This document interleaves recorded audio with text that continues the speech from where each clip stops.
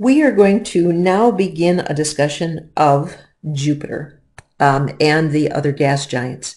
The gas giants, of course, Jupiter, Saturn, Uranus, and Neptune. Very different. That's why we kind of lump them together. They're very, very different than the terrestrial planets close to the sun. For the interior planets, what happened was there was so much solar wind and so much heat that when these planets were forming for the interior planets, it didn't allow hydrogen, helium, and the other gases like carbon dioxide and methane. Methane, I know the formula for methane, to actually condense into solids. It was just plain too hot. So when you get a long way away from the sun, then you got a situation where it was cold enough for these gases to actually condense into planets and actually gravitationally be bound. So they have a very different personality than the rocky terrestrial planets. And we're going to start with Jupiter. Jupiter is 5.2 AU, astronomical units away from our sun, named for the king of the gods, the Roman king of the gods. It's Jupiter in Latin, and it's Zeus, of course, in Greek, but the planets are named for the Roman or Latin versions of the gods. Of the planets, Jupiter is the largest. It contains 2/3 of the mass of all of the planets in the entire solar system. It also contains 64 moons. Holy buckets, Batman, and that's at the moment I'm writing it, 64 moons. And over the last 5-6 years, that number has actually gone up because they keep finding little tiny micro small moons as we send probes out there, moons that are so small that we actually hadn't seen before. Relative size, if this is the sun, this is Jupiter. It takes about a dozen or so Jupiters to go across the sun. It takes about a dozen or so Earths to go across Jupiter. And the planet Earth is about the same size as the big red spot on Jupiter. So it kind of gives you an idea of how big this planet is. This is the big daddy of all the planets. There's no actual solid surface on Jupiter. If you would fall into Jupiter, you would go through miles and miles and miles of clouds, gaseous hydrogen that would go for a long, long, long way, miles and miles and miles. Then you would actually go through a sea of liquid hydrogen. There would be a liquid area that you would actually fall through. And eventually you would get to an area that would be slushy. This is slushy, kind of like you'd buy a slush puppy down at the grocery store, that kind of slushy. If you kept going, eventually it would become solid. But it is solid hydrogen. Now, hydrogen is a gas for you and I on planet Earth, but it's so cold on Jupiter, it actually turns into a solid. And those of you who know your chemistry, hydrogen's on the left side of the periodic table, which actually means it's a metal, and you would hit metallic hydrogen. The core of Jupiter itself is quite rocky, very similar to every other planet out there. It has a solid rocky core. Very, very dense. The core of Jupiter is about 10 times the mass of the Earth. Again, just to give you far, far idea of how this crazy thing works. Now, there was an old movie, I think it was like 2010, The Space Odyssey, or one of those, and they talked about blowing up Jupiter and making a star out of it. Jupiter will never become a star. It is just too small. So, yeah, that's cute sci-fi, but sci-fi doesn't get it all right. If you remember when we talk about the force of gravity is dependent upon two things. It is dependent upon the mass of an object, and it is dependent upon the distance to that object squared.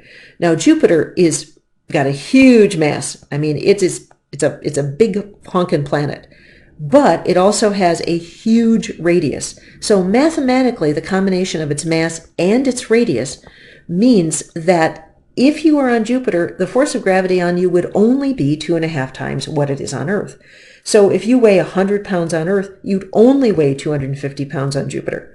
Now, personally, I'm not going there to step on a bathroom scale, but it gives you an idea that it's more, but not as much as most people believe. Surface of Jupiter is clouds. What we see, what's visible, is just clouds. And these clouds rotate all the way around the surface of this huge planet in about 10 hours. That is nutty crazy fast. Each latitude has slightly different speed, and that is why you have this stratification and you get these bands or lines. Weird, crazy, nifty weather, insane weather, moving at huge speeds. In February 2017, there was a Juno probe that was sent to Jupiter, and it sent back these pictures, and this is one of them. Juno in mythology was the wife of Jupiter, so hence why its name.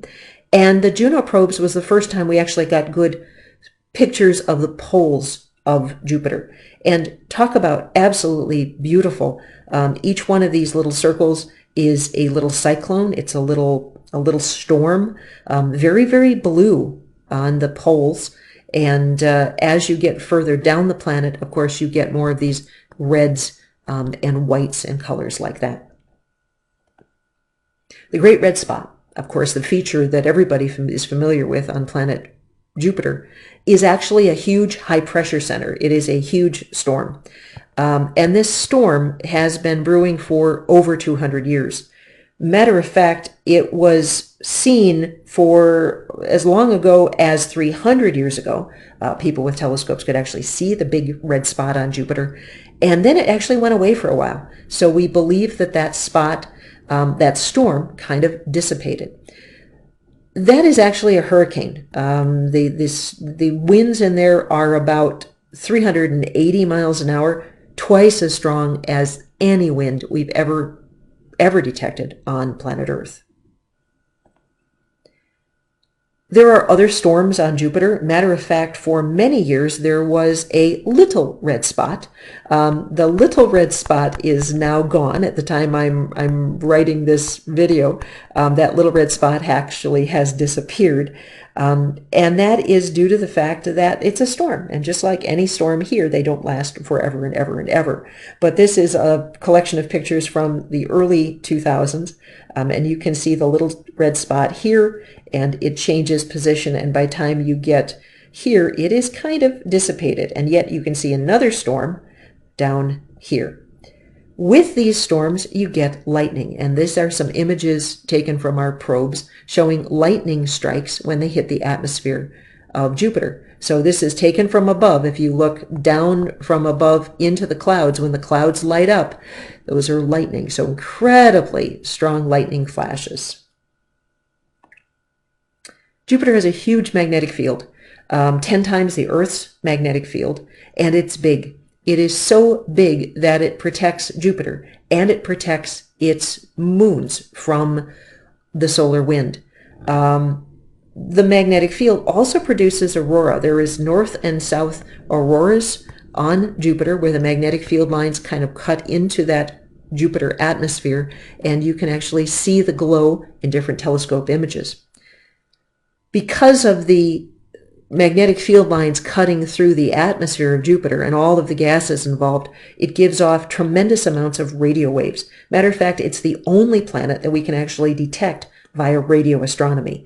But you have to have some sort of electricity or magnetism to create radio astronomy, and it's these magnetic field lines passing through that pile of gas that actually gives it that cool glow.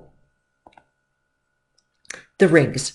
Every one of the gas giants, all of the gas giant planets actually have rings. Now, we didn't know about this until we flew probes by Jupiter. The Voyager 1 spacecraft was flown by in 1979, and that was the very first time we got close enough to actually see the rings. They're called ghost rings because they're very faint, they're very difficult to see, and they're made mostly of grains of dust. And we'll talk a lot about rings when we get to Saturn. Okay, that is going to end this video, and we're going to come back next time and continue talking about Jupiter and things having to do with it. See you then.